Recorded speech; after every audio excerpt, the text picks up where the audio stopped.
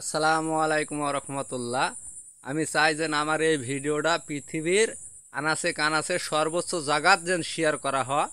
তার কারণ হলো এই বিশেষ করে বাংলাদেশের মাটিতে যে কৃষি আবাদ হয়, আমি কৃষকের কথা বাদ দিনু, ব্যবসায়িকের কথাই ধরনু। যে আলুটা 23-24 টাকা বাজারে পাইকারি বাজারে কিনেছে ব্যবসায়িকেরা, তারা কি এই 25 টাকা বাজারে আলু বেচতে পারবে? এই 3 মাস 4 মাস স্টোরে থুয়া। কৃষকের কথা বাদই দিনু, পেঁয়াজ বিক্রি হচ্ছে, কৃষকেরা বিক্রি করেছে 50, 60, 70 টাকা কেজি, এখন 45 টাকা কেজি। কিভাবে সম্ভব? এটা তো অসম্ভব।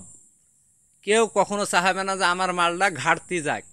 তাকে সমন্বয় করতে হলে খুব হিসাব নিকেশ করে করতে হবে, যেন কারো মনে আঘাত না খা। এইভাবে কোনো কাজ করা যাবে না। তাদের স্টোর খরচ, বস্তা ভাড়া, লেবার খরচ সব মিল করে ক টাকা রেট পড়ছে, এই রেট হিসাব করে আপনারা ব্যবসায়িকদেরকে বলতে পারেন যে আপনারা কিছু ছাড় দিয়ে যেখানে 10 টাকা লাভ করতেন সেখানে কেজিতে আপনারা 1 টাকা 2 টাকা লাভ করে মাল ছাড়েন। এটা একটা নিয়ন্ত্রণের ভিতরে থাকবে, নাহলে সবাই অখুশি হয়ে থাকবে।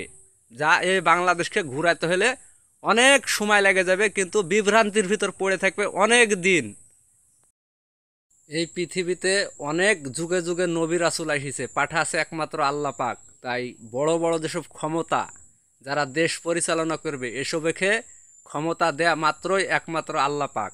তাদেরকে সেই সব জায়গাতে আল্লাহ পাক বসা। এখন তারা যদি ক্ষমতার অপব্যবহার করে, এখানে আল্লাহ পাক কিছু করবে না, খালি দেখবে। কারণ হিসাব একদিন দেওয়াই লাগবে।